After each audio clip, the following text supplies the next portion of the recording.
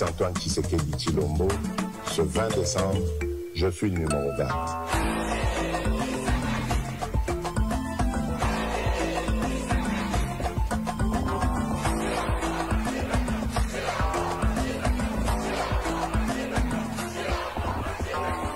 Nous irons voter pour un Congo uni, un Congo où l'on vit en sécurité, un Congo prospère.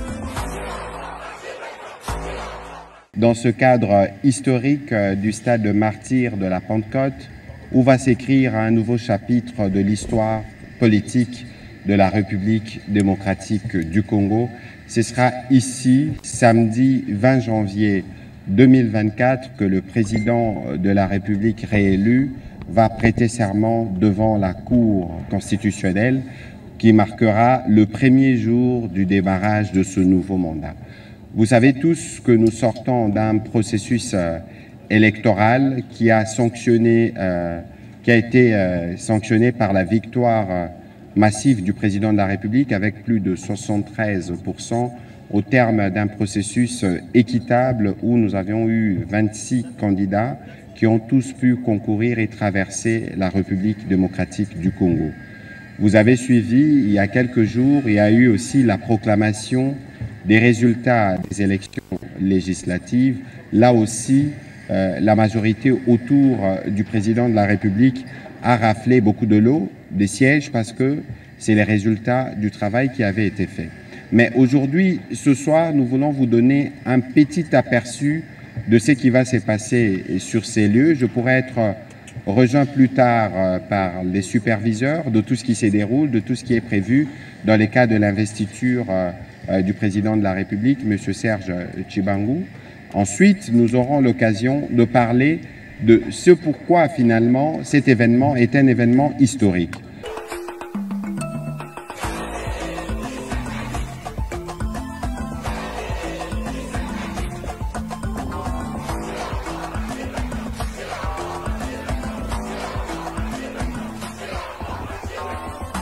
Je suis Félix Antoine Tshisekedi Tshilombo, ce 20 décembre, je fus le numéro 20.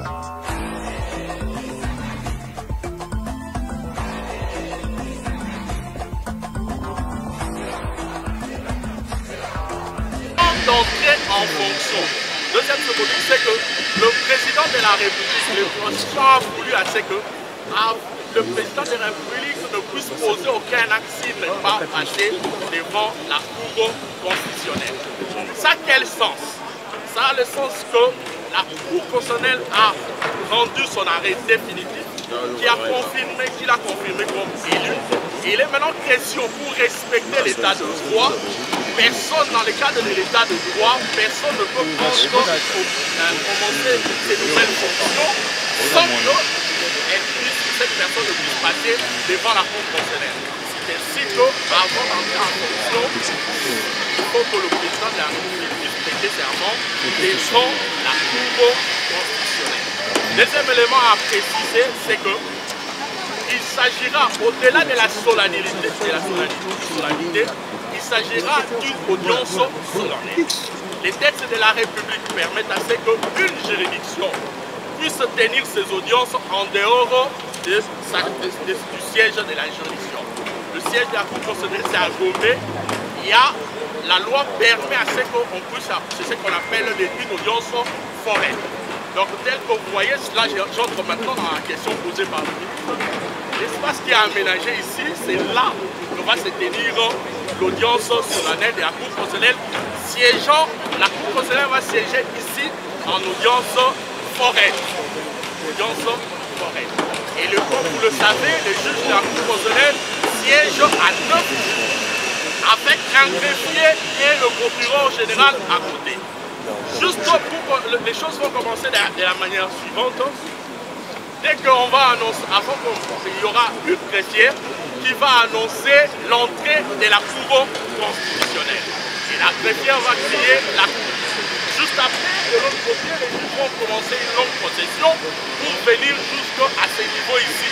Tous les juges de la Cour constitutionnelle accompagnés, bien entendu, comme on vient de le dire, greffier en chef, procureur général et du greffier en chef de la Cour constitutionnelle. Et il y aura une table juste devant, il faut se tenir, tous les juges vont s'asseoir. Le procureur, première étape de l'audience, le président Dieudonné Kambouleta va donner la parole au greffier en chef pour la lecture de l'extrait de rôle. L'extrait de rôle, c'est cet acte de procédure qui répond, qui confirme et qui répond le rôle, la matière qui sera examinée à cette audience. Et après la lecture de l'extrait de rôle par le greffier en chef, le président Dieudonné Kambouleta va donner la parole au procureur général pour le réquisitoire. Pourquoi on donne la parole au procureur général pour son réquisitoire? Comme vous le savez, le procureur général dans notre pays, au-delà de l'image que vous avez du procureur général, c'est lui qui aussi veille à l'exécution de lois de la République. C'est ainsi que le procureur général, en prenant sa parole, il va rappeler les termes de l'article 74 de la Constitution pour dire, monsieur le membre de la Cour, la Constitution vous oblige de recevoir les serments du nouveau président élu. Juste après le réquisitoire du procureur général, la Cour va cette fois-là accorder la parole au président élu pour sa prestation des serments. Et je ne vais pas vous prendre trop de temps, l'article 74 reprend la formule. C'est une formule sacrée consacrée qui est reprise dans la Constitution. Le président de la République ne peut que lire ce qui est écrit dans la Constitution. Et en levant la main, le président de la République va prêter son serment en disant « moi, elle » et ainsi de suite. Et après la prestation des serments du président de la République, la Cour va répondre encore la parole pour cette fois-là prendre acte. Il s'agit d'un arrêt de la Cour, parce que la Cour statue par arrêt. Il s'agit d'un arrêt de la Cour qui va constater et dire, en résumé, le président de la Cour va dire, prenons acte de votre prestation de serment. Et ainsi, la cérémonie va continuer. Et en résumé, donc, comme j'étais en train de dire, il s'agit d'un grand événement qui consacre l'état de droit, un grand événement qui consacre le respect de symbolique de la République. Mais un élément que je dois ajouter, permettez, c'est que lors de l'audience solennelle, les juges de la Cour constitutionnelle ne vont pas s'habiller comme ils s'habillent aux audiences ordinaires. Ça aussi a un sens. Vous verrez, les juges seront habillés en toge bleue. D'habitude, ils sont habillés en toge rouge-noir, mais demain, ils seront habillés en toge bleu ciel. C'est une toge qui est instituée, une couleur de toge qui est instituée par le règlement intérieur de la Cour constitutionnelle, qui impose aux juges, lors des audiences solennelles, de s'habiller en bleu. Et une partie de la toge est en fourrure de léopard. Le bleu symbolise la vérité, le bleu ciel symbolise la justice, le bleu ciel symbolise la confiance. En d'autres termes, en prenant acte du serment de la présidente de la République, du fait de cette couleur, la fourrure léopard symbolise le pouvoir. En d'autres termes, le juge de la Cour constitutionnelle, c'est un symbolique, ils seront en train de dire, ils seront en train de faire passer un message à la nation pour dire que nous qui symbolisons la justice, nous qui symbolisons la confiance, nous te reconnaissons comme président de la République et tu vas siéger et tu vas gérer la nation dans le respect de l'état de nos droits. Merci, voilà, monsieur le ministre, en résumé, ce que sera l'audience de demain. Électorale est tournée, en tout cas pour ce qui concerne le président de la République, avec l'arrêt qui a confirmé sa réélection, et que le moment qui arrive là, c'est un moment où nous devons donner l'amorce du nouveau mandat, et il serait souhaitable justement que ses opposants s'apprêtent, parce que dans ce qui est prévu, dans ce que nous comptons faire, il y aura évidemment une place pour l'opposition. Il y a un rôle de porte-parole. Dans ces cadres-là, ils pourront véritablement contribuer. Et donc, je pense pouvoir avoir répondu à votre question. Avant de prendre d'autres questions, tout à l'heure, je vous disais que nous serons rejoints par le haut représentant du président de la République, M. Serge Tshibangou, mais il est ici en qualité de superviseur parce que tout ce qui se prépare dans ce que vous voyez et dans ce que vous ne voyez pas, il y a des milliers de personnes militaires comme civiles qui travaillent et M. Serge Tshibangou est parmi ceux qui coordonnent toutes ces équipes. Et donc ce soir, il ne va peut-être pas tout dire, mais il peut nous donner un aperçu de ce que nous avons voulu avoir comme cérémonie, mais aussi, surtout, Monsieur le représentant, combien de chefs d'État ou combien de délégations sont attendues? Est-ce qu'on peut avoir une idée et comment tout ceci s'organise? Parce que les Congolais sont curieux et sont bien pressés de venir soutenir le président de la République, encore une fois, le premier jour du début de son mandat pour la législature 2024-2028. Vous avez la parole. Merci.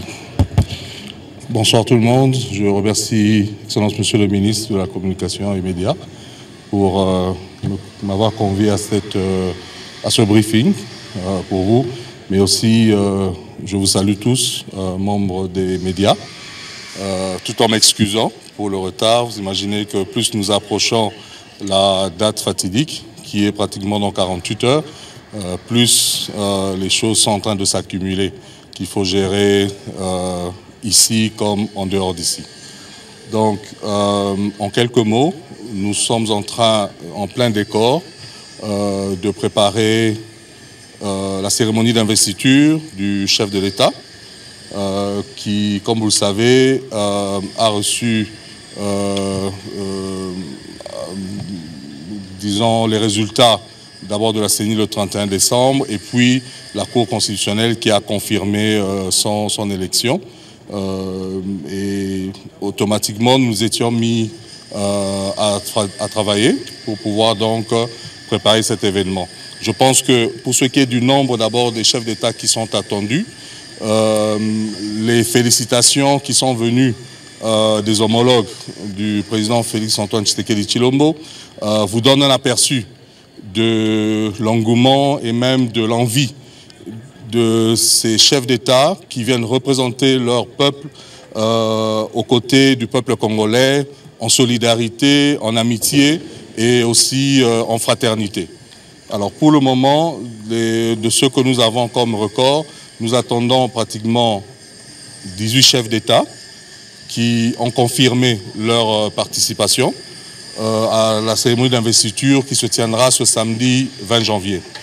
Il y a d'ailleurs des délégations qui ont commencé à arriver. C'est l'une des raisons pour lesquelles je suis en retard, parce que il y a des délégations qui arrivent à compte-gouttes à des heures différentes, soit par avion commercial, soit par avion affrété. Et tout ça, il faut gérer, coordonner et consorts. Donc cela confirme la participation donc, de la plupart de ces chefs d'État qui l'ont confirmé. Donc il y a, comme j'ai dit, 18 chefs d'État.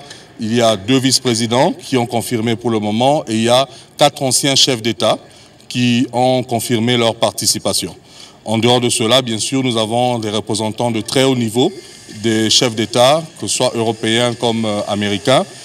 Et là encore, nous avons les équipes d'avance, les équipes qui préparent leurs arrivées respectives, qui sont déjà en train d'arriver pratiquement depuis lundi passé. Donc cela montre quand même que c'est un très grand événement et c'est un honneur et une sorte de reconnaissance, non seulement pour son Excellence le président Félix-Antoine Tshisekedi, mais aussi et surtout la reconnaissance de l'existence d'un peuple qui est le peuple congolais, mais aussi parce que plusieurs veulent montrer au peuple congolais qu'ils sont toujours à leur côté, ils veulent montrer au peuple congolais qu'ils sont des peuples amis et des peuples frères. Parce que vous remarquez que la plupart des chefs d'État, si pas 95% de ces chefs d'État, sont tous des chefs d'État africains. Alors, ce qui est important de savoir, pour montrer encore une fois l'honneur qu'ils font au peuple congolais, c'est qu'il y a pratiquement dans le monde et plus près de nous, des événements qui sont des événements de très haut niveau, qui étaient fixés d'ailleurs depuis l'année dernière. Plusieurs de ces chefs d'État ont confirmé ou avaient confirmé leur participation dans ces sommets. Je citerai par exemple Davos, mais plusieurs d'entre eux ont décidé après leur participation ou pendant leur participation de stopper pour venir honorer le peuple congolais à travers son chef qui a été réélu. Donc je pense que c'est un sujet de non seulement de satisfaction, mais également de fierté. Et ce qui montre quand même que la diplomatie de son Excellence, M. Félix Tshisekedi Tshilombo, de ces 5 dernières années, sont en train de payer, parce que, je peux vous dire, et je pense que beaucoup d'entre vous étaient avec nous en 2019, le nombre de participations des chefs d'État en 2019, à comparer à ceux que nous vivrons ce samedi, je pense qu'il y a eu du travail diplomatique qui a été fait sous l'impulsion du président Tshisekedi. Donc voilà ce que je peux vous dire, Excellence Monsieur le Ministre, chers membres des médias, de cet événement grandiose que nous sommes en train de préparer depuis maintenant plusieurs semaines. Et bientôt nous serons en train d'atterrir le samedi. Donc voilà ce qui m'emmène aujourd'hui ici et que je tiens à présenter. Merci beaucoup, Monsieur le haut représentant. Je rappelle que c'est vous qui êtes chargé de la supervision de tout ce qui se prépare. Évidemment, nous vous avons arraché entre 2-3 réunions parce qu'il était aussi important pour les Congolais qui nous suivent ce soir de comprendre la symbolique autour de cet événement et de comprendre aussi la place que la République démocratique du Congo réoccupe désormais dans les concerts de nations. Vous l'aviez dit vous-même, vous savez tous que le président de la République avait une stratégie diplomatique massue et vous voyez que l'élection qui a eu, l'engouement qui a eu autour des élections, notamment le vote massif en sa faveur et l'exemple démocratique qu'on a donné pour une élection sans exclusion et où pour la première fois les résultats ont été publiés tels qu'ils l'ont été, c'est une indication que notre démocratie s'est consolidée et avance. Nous allons prendre la question de Félix Matuidi. S'il vous plaît, une question parce que nous devons libérer l'antenne pour 20 h parce qu'il y a un grand match de foot. Pourquoi les choix du stade des Martyrs et quelles sont les dispositions prises pour permettre aux Congolais de venir suivre l'événement ici au stade? Dernière question pour vous, est-ce que parmi les présidents qui feront leur déplacement à Kinshasa, il y aura aussi le président kenyan, Ruto? Au ministre porte-parole du gouvernement, d'abord, nos sincères félicitations pour votre réélection à l'Assemblée nationale. Monsieur le ministre, aujourd'hui... De l'ère exercice démocratique, la SENCO a donné ses avis sur les processus, ils ont donné leur opinion. Et je pense que lorsqu'ils disent qu'ils sont disposés à travailler au président de la République, je pense que c'est eux qui saisissent sa main. Parce que le président de la République l'a dit, que c'était les présidents de tout le monde et que les défis auxquels nous devons répondre comme la République, pour un pays comme la République démocratique du Congo, il est important que nous puissions nous tous nous mettre ensemble. Ici, il faut considérer que le chapitre électoral est en train de passer, parce qu'après, dans quelques jours, il y aura les résultats des élections provinciales et puis plus tard les résultats de l'élection municipale. On sera dans les chapitres contentieux, mais il faut considérer que pour l'élection du président de la République, le chapitre est clos. C'est aussi les mêmes missions mandatées par l'Église catholique qui avait dit qu'il y avait un candidat qui s'est démarqué largement, qui avait la majorité partout. Donc, il n'y a aucun doute sur l'écrasante victoire du président de la République, mais il n'y a surtout aucun doute sur la détermination du président de la République à consolider notre démocratie, y compris dans la discussion et dans la contradiction que nous pouvons avoir avec les différents corps sociaux. Et donc, il faut considérer qu'il y a des éléments qui ont été versés dans les débats. Des leçons seront évidemment tirées du processus électoral parce qu'il faut l'améliorer. Mais ici, le plus important maintenant, c'est l'avenir et la capacité des Congolais à s'unir derrière le président de la République pour faire le combat contre la pauvreté, le combat contre la sécurité et pour faire de notre pays un pays plus beau qu'avant, comme on le chante dans l'hymne national. Monsieur le haut représentant, des questions qui vous concernent. Pourquoi Stade de Martyrs? Oui, pourquoi Stade de Martyrs? D'abord pour montrer l'adhésion populaire, parce que tous les actes qui touchent au chef de l'État sont des actes publics. Ce ne sont pas des actes qu'on fait derrière les rideaux. Ça montre et ça montrera d'abord qu'il posera des actes en public.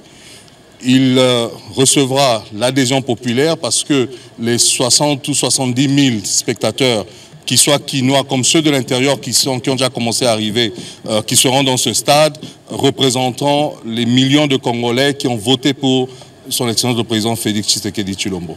Donc ça, c'est la raison pour laquelle on choisit d'abord cet endroit mythique, n'est-ce pas, qui est un symbole fort de l'unité même de la population congolaise. Généralement, vous le savez, quand c'est la question d'une équipe nationale, par exemple, qui joue ici, nous arrivons tous à taire nos différends pour pouvoir soutenir une seule cause, qui est généralement notre équipe nationale. Alors vous verrez, par exemple, le thème qui a été retenu, c'est tous unis pour la RDC, dont le thème s'y prête vraiment, qu'ici, nous aurons tous les Congolais de toutes les souches, civiles comme militaires, qui se mettront ensemble pour pouvoir montrer leur soutien à leur président élu.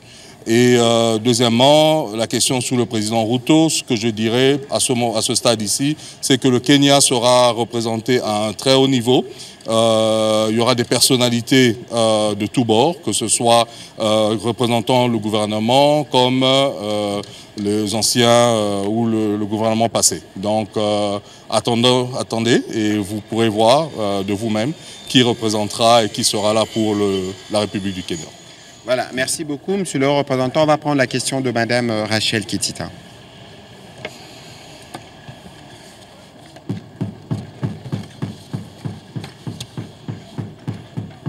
Des petites questions. Alors, vous insistez sur le fait que c'est une cérémonie qui attendra tous les Congolais. Est-ce que expressément, monsieur le haut représentant, des invitations ont été envoyées à tous les états-majors politiques de la RDC et notamment ceux de l'opposition? Est-ce que des invitations expressément ont été envoyées?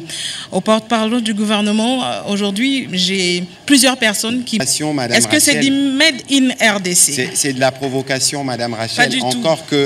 Encore qu'aujourd'hui, nous, on ne peut pas se gêner. Parce qu'il peut y avoir des experts congolais qui prêtent leur intelligence dans d'autres pays. Et donc, si nous devons recourir à une intelligence étrangère pour parfaire des choses, nous y recourons. Mais pour le cas de cette cérémonie, c'est M. Guilain Lacchibamba, qui est quelque part, que vous connaissez très bien, qui travaille sous la coordination, évidemment, de M. le haut représentant. Il aura l'occasion de le dire lui-même. Ici, il faut considérer que c'est le Congo que nous voulons célébrer. C'est le Congo que nous voulons célébrer dans nos talents. Nous avions eu l'arrivée du pape. C'est M. Jésus Noël qui était au devant de la scène. Vous avez vu ce que cela a été. Et nous voulons que l'arrivée du pape, nous voulons que le premier jour du nouveau mandat du président de la République soit marqué justement par cette touche singulière congolaise, et pour que cet événement puisse être un événement historique pour les enfants qui pourront le voir, mais aussi pour vous comme professionnels de médias. Monsieur le représentant. Oui, ce sont des Congolais. Je crois, à moins que je ne me trompe, à 98%. Tous les sous-traitants que vous voyez, vous pouvez vous retourner, que ce soit à commencer par la maman qui est en train de balayer, à ceux qui sont en train de livrer des pots de fleurs, l'architecte dont le nom a été cité ici, tous sont des Congolais. Même des équipements que vous verrez, certaines chaises que vous verrez, sont produites ici. Les sièges que vous verrez le samedi, là où les chefs d'État pourront s'asseoir, vous les verrez, vous êtes des médias, vous allez les zoomer. Je vous informe qu'ils ont été commandés ici, sur place, n'est-ce pas? Les tests ont été faits et nous pensons que les chefs d'État seront très confortables de s'asseoir dessus. Les climatiseurs que vous voyez sont commandés ici. Fabriqués ici, ça c'est une autre question. Mais commandés sur place, ça c'est oui, n'est-ce pas? Et je pense que ce sont des Congolais qui sont en train de faire ce travail, supervisés par des Congolais, n'est-ce pas, encadrés par des Congolais. Je pense que c'est ça la beauté même de la réponse à votre question, n'est-ce pas? Mais aussi, ce qui est intéressant, c'est que leur travail n'a pas commencé aujourd'hui, quand vous avez été invité. Comme je vous ai dit, ça fait près de 3 semaines que tout ceci a commencé, n'est-ce pas? Donc au moins, pendant 3 semaines, nous avons des Congolais qui peut-être ont trouvé du travail temporaire, n'est-ce pas? Et ce travail se continuera après le samedi, parce qu'après, il faut maintenir les endroits, il faut nettoyer. Tout ça, c'est du travail. Et le travail, d'ailleurs, que vous voyez, n'est même pas ici seulement. de l'aéroport jusque pratiquement cité de l'OUA, en passant par le boulevard de Lumumba, je crois que vous êtes en train de voir qu'il y a des changements qui se font. Encore une fois, balayer, essayer de réparer les routes, tout ça c'est local, c'est fait localement.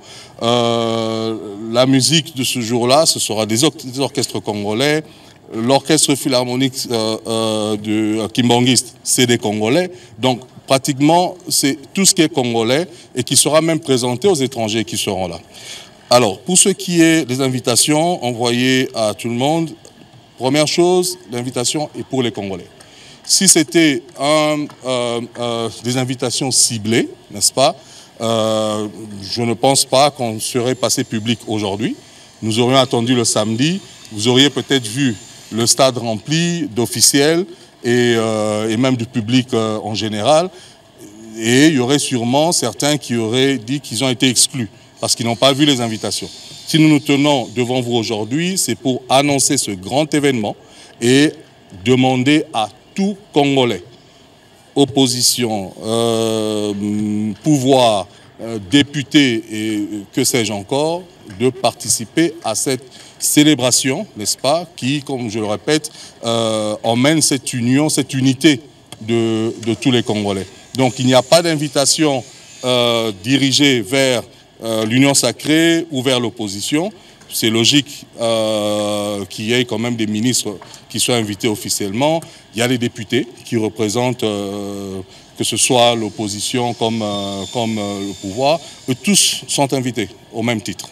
C'est un événement de Congolais justement pour célébrer le président de tous les Congolais, parce que le président de la République ne sera pas le président de la majorité ou de l'opposition, il sera le président de Congolais dans notre diversité, dans nos différences et dans ce qui nous unit. On va prendre la question de...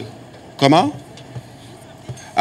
Pour revenir, ce n'est pas un jour férié, Madame Rachel, en tout cas pas à ma connaissance, mais samedi c'est généralement une demi-journée et nous pensons que pour l'événement, ça vaut la peine. Les employeurs et toutes les personnes qui sont à la tête des entreprises savent qu'ils ne peuvent pas priver les Congolais d'aller assister à une telle cérémonie qui arrive une fois en 5 ans. On va prendre la question de Justin Kabumba parce que Monsieur le représentant, à cette cérémonie, des journalistes de l'intérieur du pays ont voulu s'associer à cette grande messe pour être en mesure aussi de raconter l'histoire qui s'écrira le 20 janvier prochain. Allez-y pour votre question, s'il vous plaît.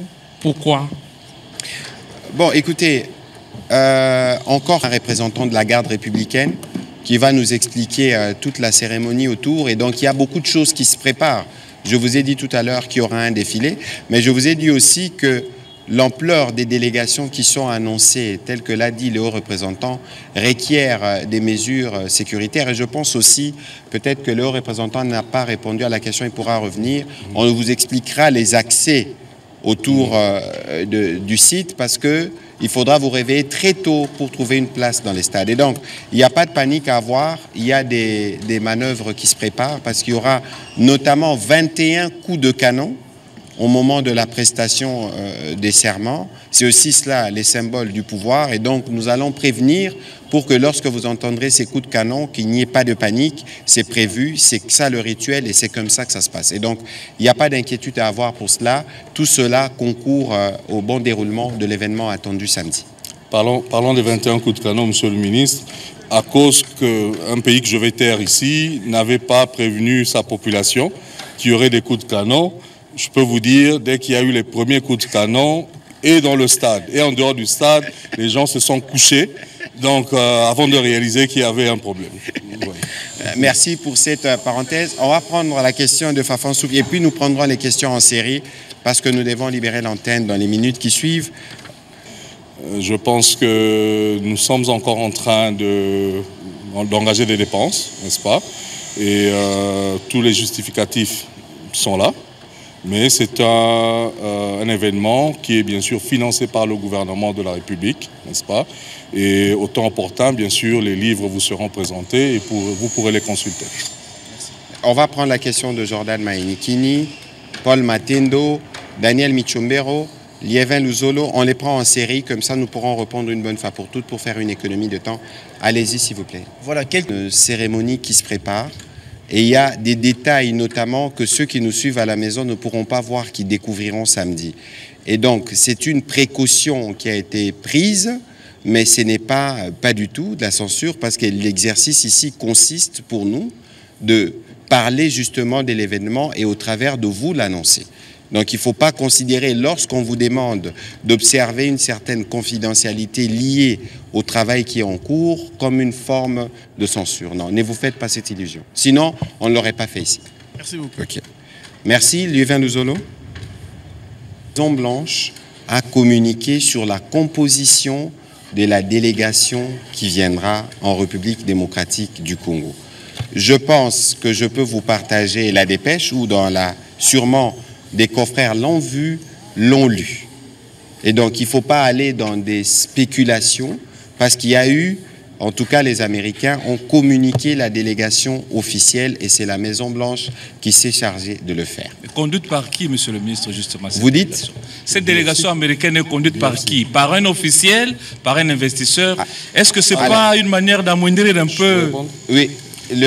La délégation est conduite par un des superviseurs, des coordonnateurs de DFC. DFC, c'est la Division of Financial Cooperation, qui est un officiel. Ça n'a rien à voir avec une entité privée, mon cher ami. N'est-ce pas? Et dans la composition, vous verrez également la sous-secrétaire d'État en charge des affaires africaines, Madame Molifi, qui n'est pas chef de la délégation, parce que par préséance officielle, c'est le head of DFC qui est préséant. OK? Donc, s'il vous plaît, comment dirais-je, n'embrouillez pas les gens. Le DFC, vous êtes un journaliste, j'espère, d'investigation.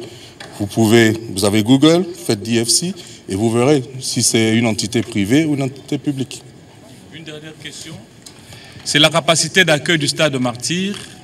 Avec les gradins qui sont placés, c'est moins de 80 000 places maintenant. Alors, qui doit venir au stade? Est-ce que la population tout entière qui peut venir, ou il y a des dispositions pour que, par exemple, ce soit des délégations pour ne pas être asphyxiés au niveau du stade?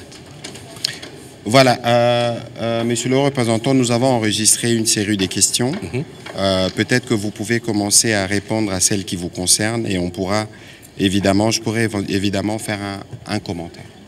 Alors je dirais que l'invitation concernant l'ancien chef de l'État, M. Joseph Kabila, il a reçu une double invitation. Je dis double invitation parce que, il est ancien chef d'État. Vous remarquerez qu'il y aura parmi les invités d'autres anciens chefs d'État africains qui seront dans la tribune présidentielle. Donc il est invité en tant qu'ancien chef d'État. Et deuxièmement, il est invité en tant que membre du Sénat, parce que les sénateurs sont également invités.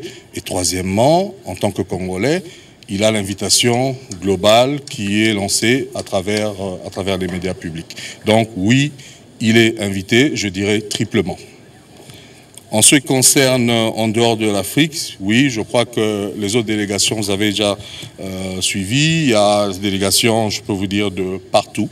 On a parlé des États-Unis, il y a le Canada qui sera représenté, il y a la France, il y a la Belgique, il y a les Émirats arabes unis, il y a le Qatar, l'Arabie saoudite, il y a la Chine, il y a le Japon, il y a la Corée du Sud, et j'en passe. Il y a la Grande-Bretagne.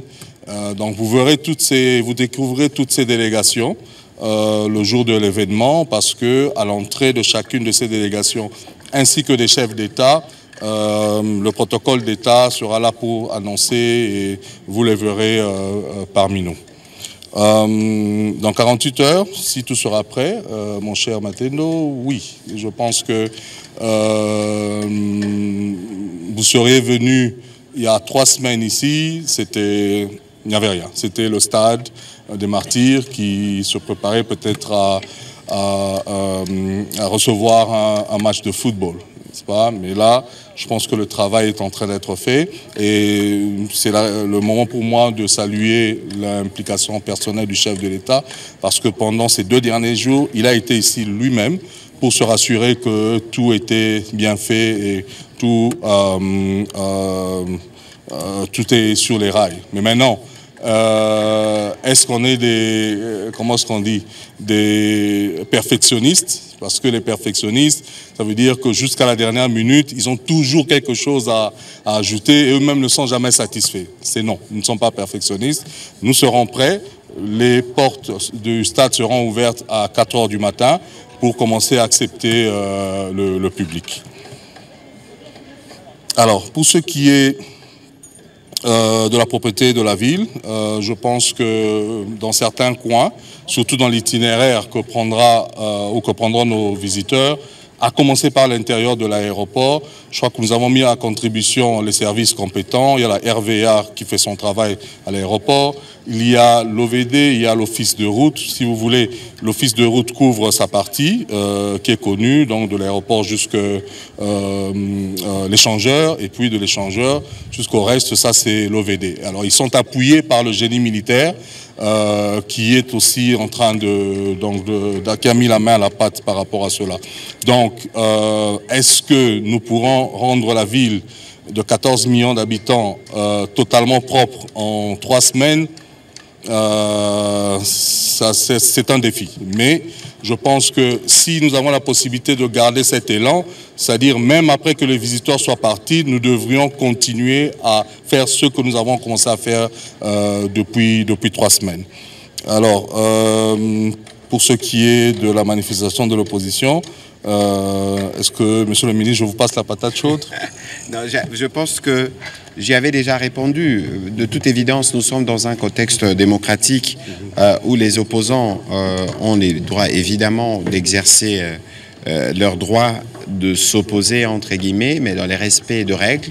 Et il ne faudrait pas que ceci paraisse comme une provocation, entre guillemets, parce que ces jours-là, je crains d'ailleurs qu'il ne puisse pas avoir du monde, parce que ces jours-là, les Congolais vont se mobiliser comme ils se sont mobilisés. Je vous ai déjà dit une fois que les champions des rues, des villes de la République démocratique du Congo est connu, c'est le président Félix-Antoine Tshisekedi. Les Congolais ont parlé dans les urnes, c'est largement suffisant. Et je pense que pour les autres, il faut être bon perdant et de toute évidence, dans la démocratie que souhaite le président de la République, l'opposition doit avoir sa place et la jouer pleinement.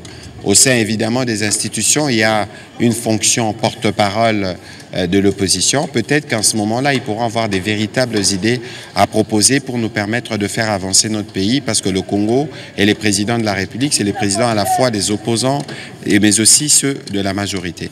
Alors, je crois qu'il y avait la question de Daniel Michombero. Vous savez que le président de la République, nuit et jour, observe une pensée pour les populations de Massissi, de Rutshuru et pas très loin de nous ici à Kwamouth, parce qu'ils n'ont pas eu l'occasion d'exprimer leur suffrage.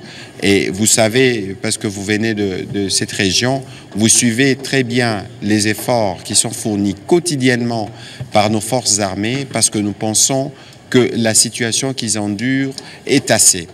Et qu'aujourd'hui, par la diplomatie, par nos forces armées et par toutes les voies, le président de la République travaille ardemment pour mettre fin à la situation qu'ils connaissent.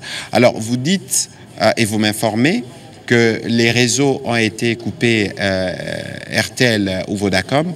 Nous allons évidemment nous renseigner, mais nous savons que nos populations vivent sous les jougs des tyrans, des tueurs, des massacreurs, et j'en passe des expressions qui sont évidemment parrainées par les présidents rwandais, mais tout ça aura bien une fin et nous pensons que dans la législature qui commence, la détermination du président de la République, notamment dans les efforts pour la réforme de nos forces armées et pour tout ce qui est fait diplomatiquement, nous pensons que nous pourrons trouver une solution définitive pour en finir avec ces phénomènes de groupes armés et cette agression inutilement provoquée du Rwanda pour continuer justement cette action des pillages.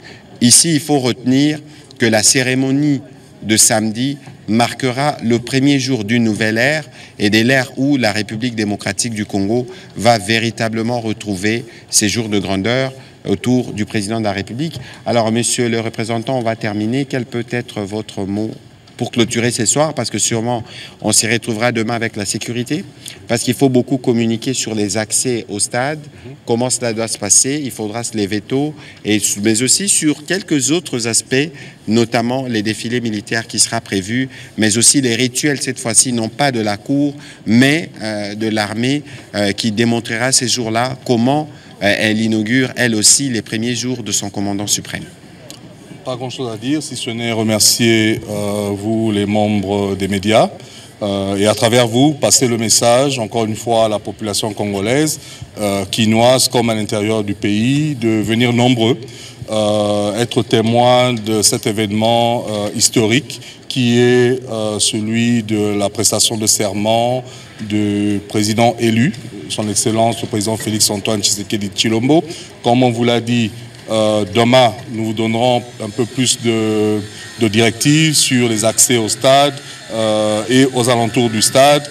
Nous vous donnerons un peu plus de détails sur les activités qui seront en dehors du stade lui-même. Et nous pensons que c'est un moment de célébration, une grande festivité, et nous voulons que tous les Congolais puissent se retrouver dans cet événement. Je vous remercie.